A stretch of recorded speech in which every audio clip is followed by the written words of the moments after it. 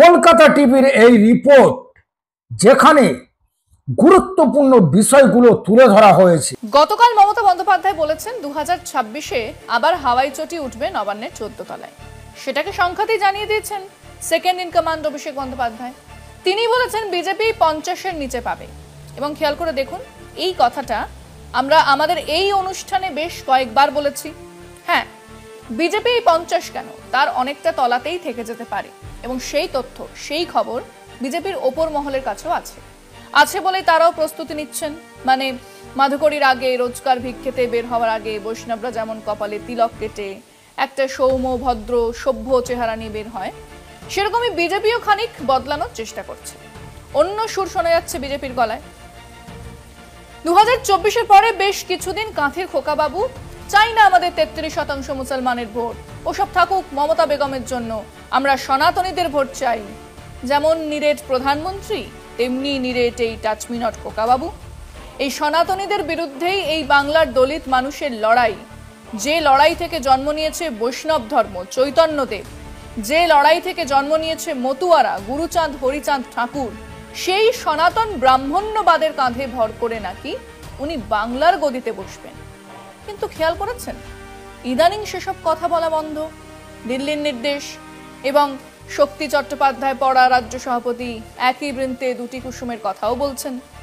এই পরিবর্তনের তো দরকার ছিল না, যদি বিজেপির ওপর মহল বুঝতে পারত যে এই মেরুকরণে, এই তীব্র মুসলমান ঘৃণা ছড়িয়েই মসনদ দখল করা যাবে। পরিবর্তন হয়েছে কি যোগীজির কথায়? না, তিনি এখনো বিষ ঢেলেই চলেছেন, বরং আরো বেশি করেই ঢালছেন।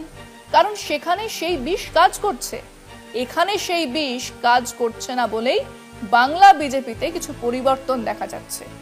জয় শ্রীরামের বদলে ঝুপ করে জয় মা কালী, জয় মা দুর্গাতে নেমে এসেছে। কদিন পরে জয় বাংলাও বলতে পারে, কিন্তু তাতেও কি কাজে দেবে?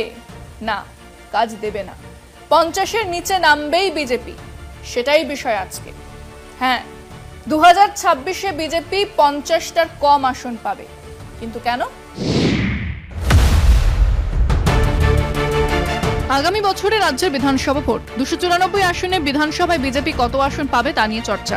বৃহস্পতিবার তৃণমূলের সর্বভারতীয় সাধারণ সম্পাদক অভিষেক বন্দ্যোপাধ্যায় দলীয় এক জনসভা জানিয়েছেন, রাজ্যের আগামী বিধানসভা নির্বাচনে 50-এরও কম আসন পেতে পারে বিজেপি। অর্থাৎ শেষ বিচারে আসন সংখ্যার হেরফের হতেই পারে।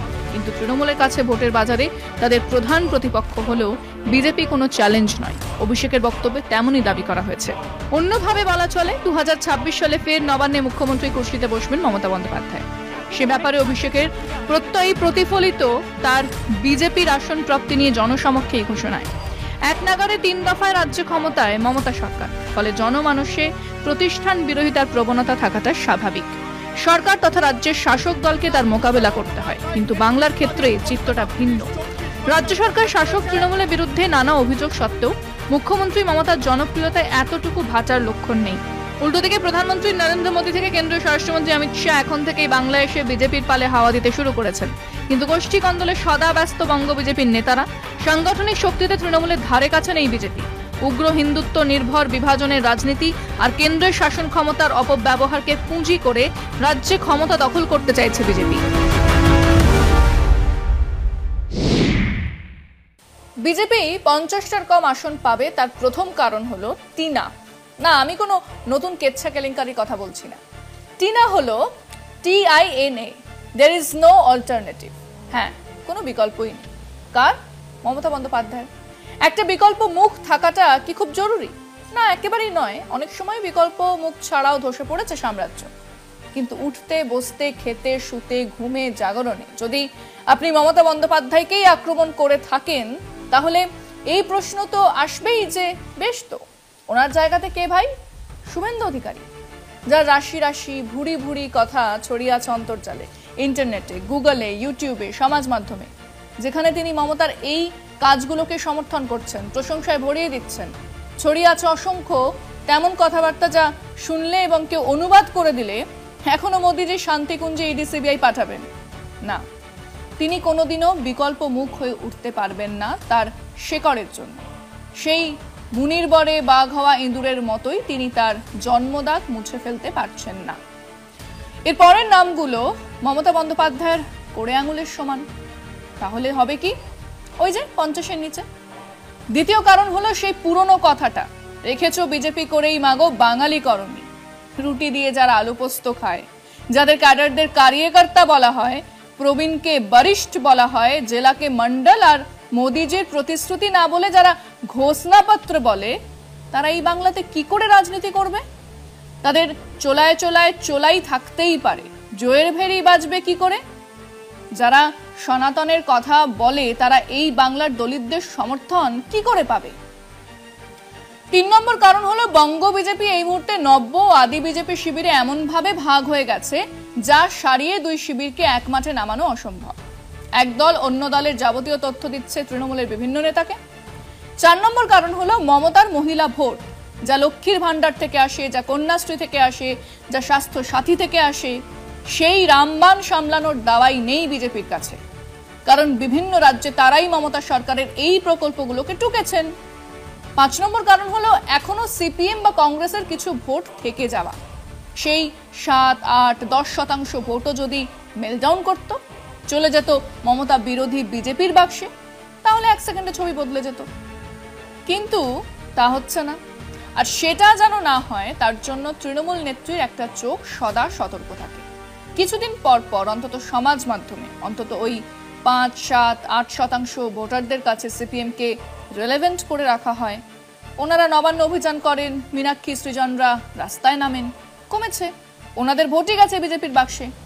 সম্ভবত 2026-এর পরে সেই ভোট আবার ঘরমুখো হবে, কিন্তু যা আছে তা অন্যদিকে যাবে না। এবং আছেন বিজেপি বিরোধী সিপিএম নয়, কংগ্রেস নয়, এমন এক বিরাট বাম উদার গণতান্ত্রিক সমাজ, যারা লেসার এভিলকে জেনে বুঝেই ভোট দেবেন। আর শেষ অঙ্কটা হলো পারসেপশন, ধারণা। হেরো পার্টি হারে, জিতবে বা জিততে পারে যে দল, সেই দল আশার বাইরেও 2-4টে আসন বেশি পায়। খানিকটা জো জিতা ওয়াহি সিকান্দার গোছের ব্যাপার। তো জিতবেই তৃণমূল, খামোখা উল্টো দিকে নাও বেলাম কি? এই যুক্তি বহু লোকের মাথাতে কাজ করে। যে যুক্তি ভেঙেছিল 2019-এ, জিতবেই বিজেপি, এই ধারণায় সেবার 18টা আসন এনে দিয়েছিল। 2021 ছিল কি জানি কি হয়, কিন্তু 2024 থেকে আবার ধারণাটা হলো তৃণমূল তো জিতবেই। হ্যাঁ, এই ধারণাই তৃণমূলকে 1.5-2% বেশি ভোট এনে দেয়। আমরা আমাদের দর্শকদের জিজ্ঞেস করেছিলাম যে অভিষেক বলেছেন, আমরাও আগে বলেছি যে বিজেপি 50টার বেশি আসন পাবে না। আপনারাও অনেকেই এমনটা মনে করেন, কিন্তু আমরা জানতে চাইছি বিজেপি কেন 2026-এর নির্বাচনেও গোহারান হারবে বলে মনে করেন। শুনুন মানুষজন কি বলছেন।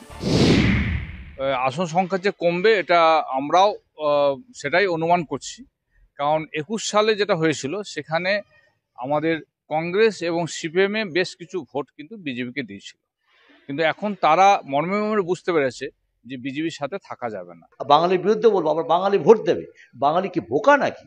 তো বাঙালি ভারতবর্ষকে পথ দেখিয়েছে, আর সেই বাঙালিকে তারা আক্রমণ করছে।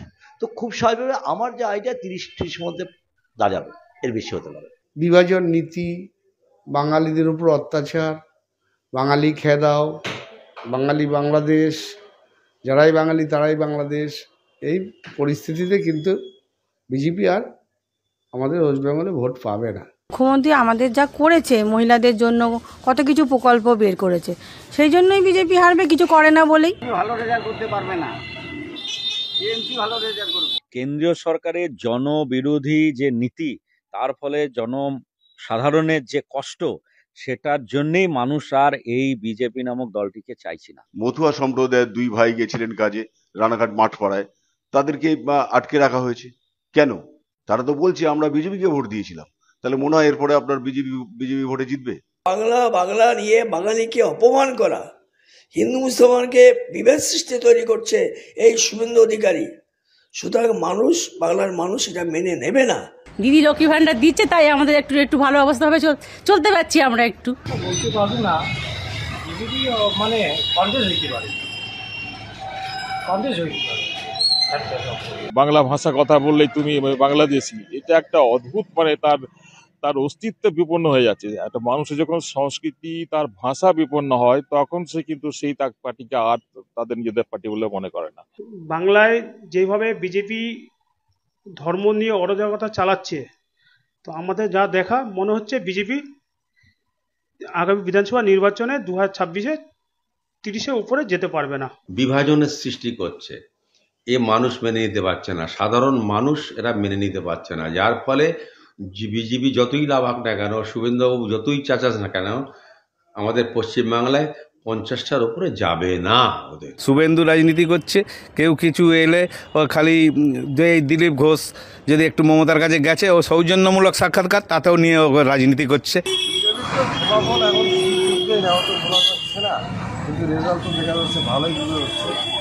বিজেপির ক্রমাগত জনস্বার্থ বিরোধী সিদ্ধান্তের বিরুদ্ধে নাকাল হচ্ছেন, তার বিরুদ্ধে মানুষ ভোটাধিকার প্রয়োগ করে তৃণমূলকে আরো সুরক্ষিতভাবে আরো বিপুল ভোটে এই রাজ্যে ক্ষমতায় আনতে চলেছে। প্রকল্প নেই তাদের, এবং তারা মানুষের কাছে পৌঁছাতেও পর্যন্ত পাচ্ছেন না। নানাভাবে সমস্যার সৃষ্টি করে, নানাভাবে দাঙ্গা লাগানোর চেষ্টা করা থেকে শুরু করে পার্সোনাল অ্যাটাক থেকে শুরু করে সবকিছু মিলিয়ে বিজেপির পশ্চিমবাংলাতে কোনো স্থান নেই। হ্যাঁ, শক্তি চাটুর্যের 3.5খানা কবিতা মুখস্থ থাকা রাজ্য সভাপতিকে আনা হয়েছে। জয় শ্রীরাম থেকে জয় মা কালী, জয় দুর্গাতে নেমেছেন বিজেপি নেতারা। দিল্লি, কলকাতা জেলাতে দুর্গাপুজোর আয়োজন করছেন তারা। কিন্তু সমস্যা হলো তাদের এই চেষ্টাগুলো বড্ড মেকি, বড্ড চোখে পড়ছে। এবং কদিন আগেই মমতা কলকাতায় বাংলাতে পুজো করতে দেয় না বলার পরে, নিজেরা ধুমধাম করে পুজো আয়োজন করার পরে কোন মুখে পুজো কার্নিভালের বিরোধিতা করবেন? যদিও সেই কার্নিভালের সামনে পুরো আলোটা শুষে নেবেন তৃণমূল নেত্রী। এরই মধ্যে দুর্গা অঙ্গন, এরই মধ্যে দীঘার জগন্নাথ ধাম, এরই মধ্যে ইফতার বা বড়দিনের ক্যারলে গিয়ে মমতা যে সর্বধর্ম সমন্বয়ের ছবি তৈরি করছেন, বঙ্গ বিজেপিতে তাকে পাল্লা দেবার মতো না আছে নেতা, না আছে কোনো প্রোগ্রাম। কাজেই লিখে নিন, হ্যাঁ, 26-এর নির্বাচনে 50-এর তলাতেই থাকবে বিজেপি।